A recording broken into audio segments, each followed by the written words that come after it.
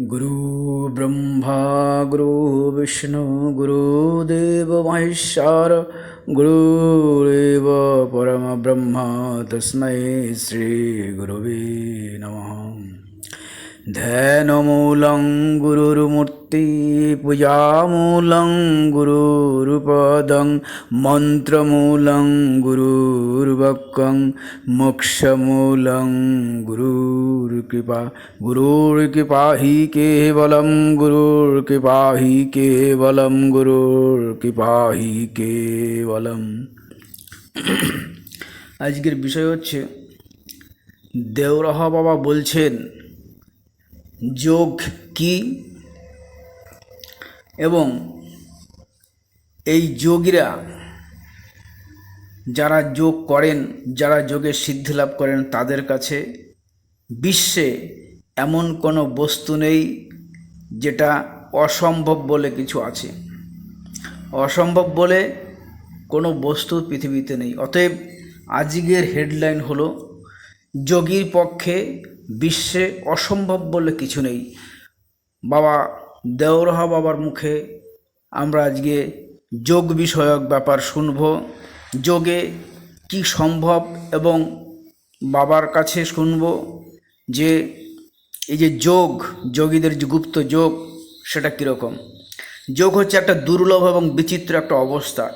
ভারতীয় যোগীরা অপরিমিত শক্তি এবং অতুলনীয় জ্ঞানের অধিকারী। ঈশ্বরের শক্তি মায়া, আর যোগীর শক্তি হলো যোগমায়া। এই বর্তমান বিশ্বে বিজ্ঞানের যে শক্তি তার চেয়ে হাজার গুণ শক্তি বেশি হলো যোগশক্তির। সংকল্প শক্তি বলে একটা যোগ আছে। এই সংকল্প শক্তির বলে যোগী একই সময়ে বিভিন্ন জায়গায় বিভিন্ন রূপে প্রকট হতে পারে। এই সৃষ্টি স্থিতি লয় প্রলয় এগুলো যোগীর করায়ত্তাধীন হয়। যোগী যোগ সাধনায় সিদ্ধ হওয়ার পরে তার কাছে অসম্ভব বলে কিছু থাকে না। এখানে যোগীরাজ ব্রহ্মশ্রী দেওরাহা বাবা বলছেন যে যোগের মতে এই দেহের অভ্যন্তরে যে মেরুদণ্ড আছে সেই মেরুদণ্ডের মধ্যে সুষুম্না নাড়িতে কতগুলো চক্র রয়েছে। মূলাধার চক্র, স্বাধিষ্ঠান চক্র, মণিপুর চক্র, অনাহত চক্র, বিশুদ্ধ চক্র এবং আজ্ঞা চক্র, এরকম 6টা চক্র আছে এবং সেই 6টা চক্রের মধ্যে বিভিন্ন পদ্ম সেখানে রয়েছে। তারপর আছে সবার শেষে মাথার শেষ সীমায় সহস্রার। দেহের মধ্যে সব রকম তীর্থ আছে এবং সর্বদেবদেবীর অধিষ্ঠান আছে। এই শরীরের মধ্যে সমস্ত দেবদেবী অধিষ্ঠান করেন। সাধু মহাত্মারা মনের দেহকে এই কারণেই দেবমন্দির বলে থাকে। মনের দেহের কথা বলছেন যে এই যে চক্রগুলো বলা হচ্ছে এই চক্রগুলো হলো কাল্পনিক, কিন্তু এই প্রত্যেকটা চক্রের যে কাজ সেটা প্রত্যেকটা চক্র কাজ করে চলেছে। এই মেরুদণ্ডের মধ্যে বাম দিকে ইরা এবং দক্ষিণ দিকে পিঙ্গলা নাড়ি, আর মাঝখানে হলো মেরুদণ্ডের মধ্যভাগে হলো সুষুম্না নাড়ি। এই সুষুম্না নাড়ি মূলাধার চক্র এবং মূলাধার চক্রে যে পদ্ম আছে সেই তার মাঝখান থেকে একদম মস্তকে সহস্রার পর্যন্ত বিস্তৃত। এই সুষুম্না নাড়ির মধ্যস্থলে একটা রন্ধ্র আছে। সেই রন্ধ্র অভ্যন্তর দিয়ে বজ্রা নামে একটি নাড়ি আছে, অতি সূক্ষ্ম নাড়ি। এটা একদম লিঙ্গ প্রদেশ থেকে মস্তক পর্যন্ত বিস্তৃত রয়েছে।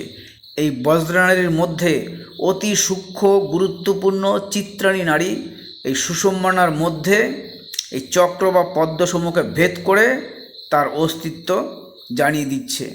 এই চিত্রাণীর মধ্যস্থলে ব্রহ্মনারী নামে অতি সূক্ষ্ম আর একটা নারী বিদ্যমান।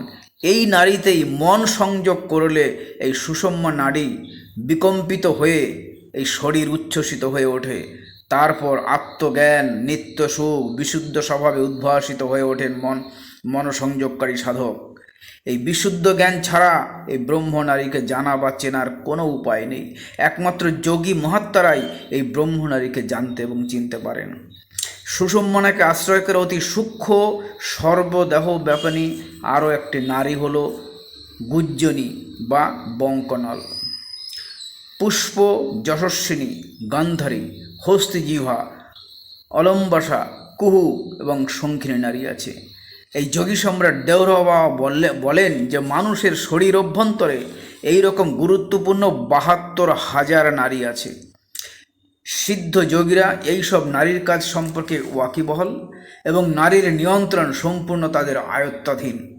এই ব্রহ্মনারীর মুখে চক্র বা পদ্ম সমূহের যে গ্রন্থিস্বরূপ ব্রহ্মদ্বার আছে বা সুষুম্না নারীর যে মুখ রয়েছে, এই সুষুম্না নারীর মুখে লিঙ্গ গুজ্জ উভয়ের মধ্যস্থলে কুলকুণ্ডলিনীর আধার 4টে লাল রঙের পাপড়িযুক্ত মূলাধার চক্র বা পদ্ম প্রস্ফুটিত হয়ে আছে।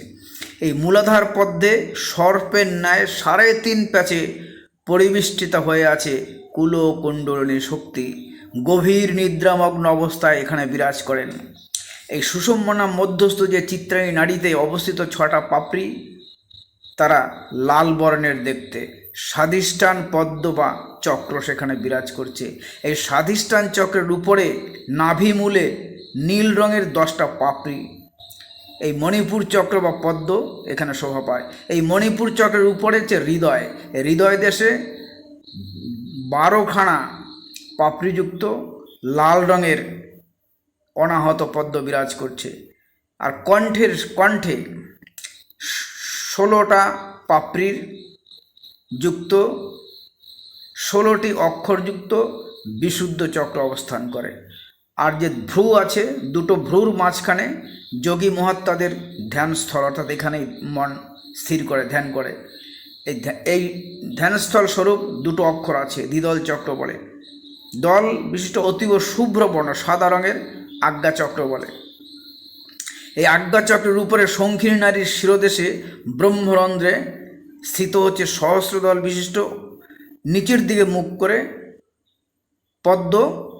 সহস্রার পদ্ম স্নিগ্ধ অমৃত রাশির ন্যায় পরম শিবকে ধারণপূর্বক শোভাবর্ধন করছে। এখানে এই যোগশাস্ত্র অনুযায়ী 6টি চক্র বা পদ্ম ভেদকারী সাধক, ত্রিকালদর্শী, সর্বশাস্ত্রার্থ বিশারদ, সুদীর্ঘ জীবন লাভে সমর্থ হয়, সৃষ্টি স্থিতি নিধনের সমর্থ এবং ব্রহ্মা বিষ্ণু মহেশ্বরের তুল্য হয়ে থাকেন। এদের কাছে অসম্ভব বলে কোনো বস্তু বিশ্বে নেই। বর্তমান ভারতে যোগমার্গের সর্বোত্তম পর্যায়ে আসীন ব্রহ্মলীন এই যোগী সম্রাট দেওরহ বাবা অত্যাশ্চর্য পরম আকর্ষণীয় বিস্ময় সৃষ্টিকারী মহাসাধক। সৃষ্টি স্থিতি প্রলয় তার করায়ত্তাধীন। যোগ জিনিসটা কি, যোগের ফলই বা কী, সেটা শুনবো। মানুষের শরীরের ভেতরে যে অব্যক্ত শক্তিপুঞ্জ নিহিত আছে, সেই শক্তিপুঞ্জের যে অভিব্যক্তি হচ্ছে, সেটাই হলো প্রকৃত যোগ। আর জীবাত্মার সঙ্গে পরমাত্মার সংযোগী হলো যোগের ফল। যোগ সাধনায় প্রতিষ্ঠিত হতে হলে প্রথমে যম নিয়ম পালন করতে হবে।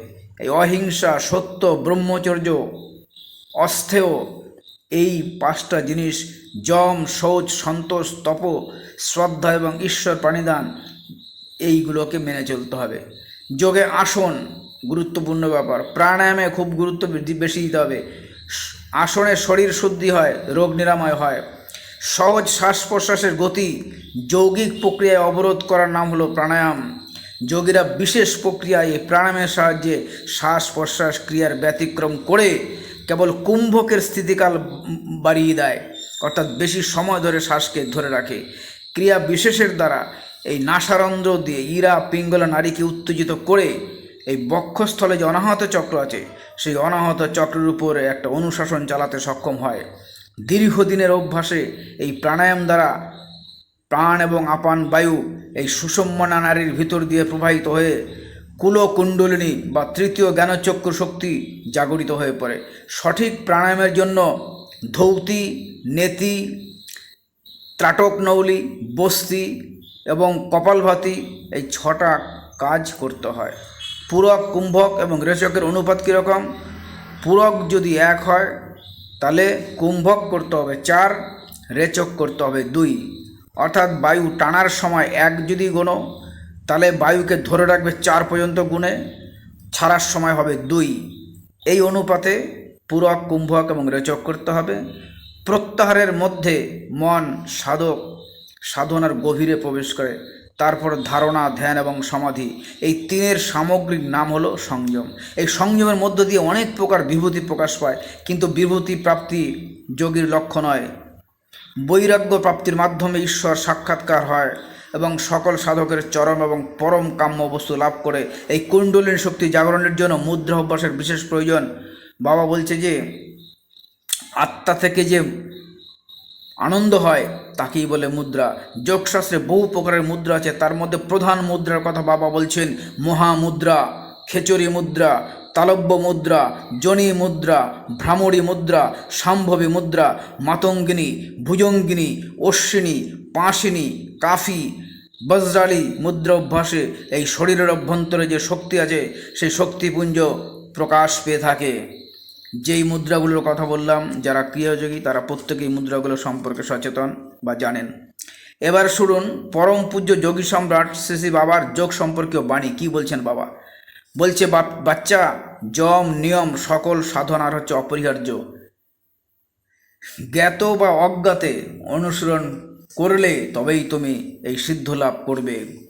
যোগ বড় ব্যাপক শব্দ। মন, প্রাণ, বাক, শুক্র এবং কুণ্ডলিনী এই 5 রহস্যময় বস্তুকে অনুশাসন করে যোগসিদ্ধি প্রাপ্ত হতে হবে।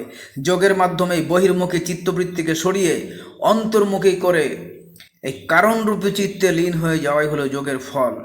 উদাহরণ দিয়ে বলছেন যে লবণ জলে যেমন মিশে যায়, ঠিক সেই রকম আত্মা এবং মন যখন মিশে যায় তখন মনের স্বাতন্ত্র্য নষ্ট হয়ে গিয়ে সমাধি পদ লাভ করে, অর্থাৎ সংকল্প সমাপ্ত হয়ে গিয়ে জীবাত্মা পরমাত্মার সঙ্গে সংযুক্ত হয়ে যায়। এটাই হলো শ্রী শঙ্করাচার্যের অদ্বৈত ভাব। এই যোগ সাধনার কর্ম এবং উপাসনা হলো প্রধান। যোগী আত্মাকে সর্বভূতে দর্শন করে এবং সমত্বভাবে, অর্থাৎ সবাইকে সমানভাবে এবং সর্বাত্ম দর্শন মূল, অর্থাৎ সব আত্মাতেই নিজেকে দর্শন করে, অর্থাৎ সমস্ত জীবজগৎকে পরমাত্মা রূপে দেখে। যোগীরা কখনো কাউকে ঘৃণা বা হিংসা করে না, সদা সর্বদা সকলের মধ্যে নিজের প্রভুকে দর্শন করেন। সকল প্রাণীর সেবা, করুণা এবং বিনয়ের দ্বারা সকলের সুখ এবং স্বাচ্ছন্দ্য কামনা করেন। মনে রাখবে, যতক্ষণ অহংকার থাকবে ততক্ষণ চিত্তবৃত্তির ঢেউ থাকবে। সেগুলো কি ঢেউগুলো? কামনা, বাসনা, রাগ, হিংসা এবং স্বার্থের পেছনে ছুটে চলা মন। বাবা এগুলো বলছেন যে অহংকার থাকলে এগুলো তোমার সঙ্গে থাকবে। মনের এই বৃত্তিগুলোকে রোধ করতে পারলে তবেই তুমি ব্রহ্মস্থিতি হতে পারবে। আর সেগুলো রোধ করতে হলে আগে যেই ক্রিয়াগুলো এবং মুদ্রাগুলোর কথা বলছে সেগুলো তোমাকে অভ্যাস করতে হবে। যোগীর রহস্য বড় বিচিত্র।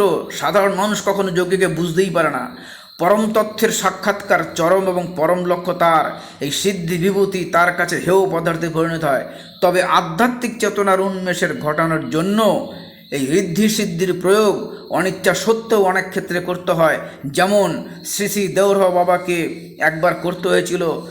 বাবার সামনে উপস্থিত অনেক সকল ভক্ত শিষ্য সামনে ছিল। একদিন ওনাকে সেই ঐশ্বরিক শক্তি প্রকট করতে হয়েছিল। ঘটনাটা হচ্ছে লাল রোডের আশ্রমে একজন ঘোর নাস্তিক ভদ্রলোক এসেছিল। দুপুর গড়িয়ে সবে তখন বিকেল 3টে বাজে। জুন মাস, সূর্যের প্রখর তেজে মাটি ফেটে চৌচির, প্রচণ্ড গরম চলছে। আকাশে ছিটে ফোটা মেঘের চিহ্ন কোথাও নেই।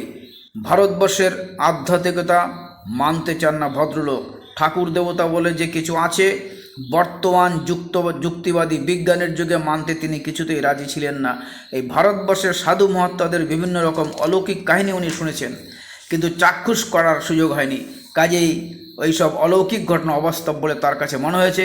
এই অমিত শক্তিধর অধিকারী ভগবান দেওরহ বাবার কথা বিভিন্ন লোকের কাছে শুনে সে হাজির হয়েছিল সেই দিন লাল রোড স্থিত বাবার আশ্রমে। এই নাস্তিক ভদ্রলোক বাবাকে উদ্দেশ্য করে প্রশ্ন করেছিল, মহারাজ, এই বর্তমান বিশ্বে যুক্তিবাদী বিজ্ঞানের কাছে ভারতবর্ষের যে আধ্যাত্মিকতা এবং ঠাকুর দেবতা একেবারে অচল। বাবা প্রেমপূর্ণ দৃষ্টিতে তাকিয়ে আছেন পরম পূজ্য দেওরহ বাবা ওই নাস্তিক ভদ্রলোকের দিকে। তার প্রশ্ন শেষ হতেই বাবা বললেন, বাচ্চা, সমগ্র বিশ্ব ভারতবর্ষের আধ্যাত্মিকতার দিকে তাকিয়ে আছে। এমন কিছু আশ্চর্য ঘটনা আপনি দেখতে পারেন যেখানে বিজ্ঞান অচল। ঈশ্বরের রাজত্বে সব ঘটনাই তো আশ্চর্য বাচ্চা। এই যে সূর্য উঠছে, নির্দিষ্ট সময়ে অস্ত যাচ্ছে, প্রাকৃতিক আশ্চর্য ঘটনা তো ঘটছে নিত্য। এসব কথা শুনতে রাজি নই মহারাজ, সূর্যের প্রখর তাপে প্রচণ্ড গরম অনুভব করছি, পারেন কি এই মুহূর্তের মধ্যে শীত লাগিয়ে দিতে? বাবা বলছেন, এ তো খুব সামান্য জিনিস বাচ্চা, বিশ্বে অসম্ভব বলে কোনো বস্তু নেই সিদ্ধযোগীদের কাছে। পরম পূজ্য বাবা বুঝলেন যে অলৌকিক কিছু না দেখালে এই নাস্তিক ভাব দূর করা যাবে না। ঈশ্বরের অস্তিত্ব যে সদা সর্বদা বিরাজমান, এই ভাবকে প্রতিষ্ঠা করবার জন্য যোগী সম্রাট সেই দিন সর্বার সামনে প্রকাশ করলেন তার ঐশ্বরিক শক্তি। যোগী সম্রাটের ইচ্ছা শক্তিতে মুহূর্তের মধ্যে মাচার সামনে আকাশে একখণ্ড ঘন কালো মেঘের সৃষ্টি হলো। তারপর তার নির্দেশেই শুরু হলো মুষলধারার বর্ষণ। সকলে আশ্চর্য হয়ে দেখলেন যে বৃষ্টি হচ্ছে খালি আশ্রমের মধ্যে, আর আশ্রমের চারিদিকে বৃষ্টি হচ্ছে না। নাস্তিক ভদ্রলোকের শীত লাগতে লাগলো। জড়বিজ্ঞানের উপর যে প্রবল আস্থা ছিল, মুহূর্তের মধ্যে কেটে গিয়ে ঐশ্বরিক ভাবনা এবং চিন্তায় ছেয়ে গেল তার সমগ্র মন। অবনত মস্তকে দীনভাবে শরণাপন্ন হলেন তখন পরম পূজ্য দেওহর বাবার। এবার উক্ত মহাত্মার যোগ সম্পর্কীয় বাণীর শেষ অংশটুকু শুনুন। বাবা কি বলছে, বাচ্চা, আজকাল যোগ সাধনা প্রায় লুপ্ত হয়ে যাচ্ছে। এখনকার মানুষ বড় দুঃখী। স্নায়ুমণ্ডল সবসময় উত্তেজিত হয়ে থাকে, বৃত্তিগুলি বহির্মুখী হয়ে আছে সবসময়, তার ফলে সহজেই পরিস্থিতির শিকার হয়ে পড়ছে। অসংখ্য মানুষ রোজ আমার কাছে আসছে জাগতিক কামনা বাসনা নিয়ে, কিন্তু যোগ শিক্ষা করতে কেউ আসে না। অবশ্যই ত্রিতাপ জ্বালায় দগ্ধ মানুষকে দেখে আমার দয়া হয়। বাবা বলছেন যে আমার দয়া হয়, এই সংস্কার লক্ষ্য করে দয়া বর্ষিত হয়। যোগীর দৃষ্টিতে সর্বত্র ঈশ্বরময়। যোগীর ইচ্ছা বা সংকল্প এবং ঈশ্বরের সংকল্প এক। ঈশ্বরের নিয়মের সঙ্গে যোগীর সংকল্পের কোনো বিরোধ নেই। মন্ত্রশক্তি এবং যোগীর সংকল্প শক্তির পরিচয় আধুনিক বিজ্ঞানীরা জানে না। সংকল্প শক্তি দ্বারা যোগী যে কোনো পদার্থের অণু পরমাণু দিয়ে যে কোনো বস্তু তৈরি করতে পারেন। যে কোনো বস্তুকে সে যত শক্তিশালী হোক কয়েক মুহূর্তের মধ্যে ভেঙে টুকরো টুকরো করতে পারেন। সংযোজন এবং বিভাজন করা তার পক্ষে খুব সহজ সরল ব্যাপার। কে বলছেন কথাগুলো?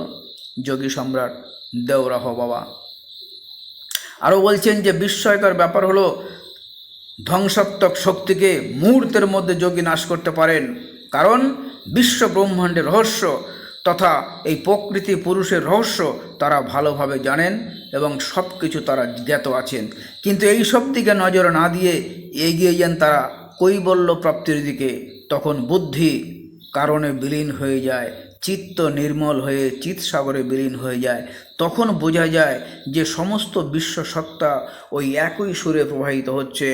আজকের বিষয় ছিল বাবা দেওরহ বাবার মতে, এবং বাবার কাছে বাবার মুখ থেকে আমরা যোগ বিষয়ক তথ্য জানব, এবং হেডলাইন ছিল যোগীর পক্ষে বিশ্বের এমন কিছু নেই যেটা অসম্ভব।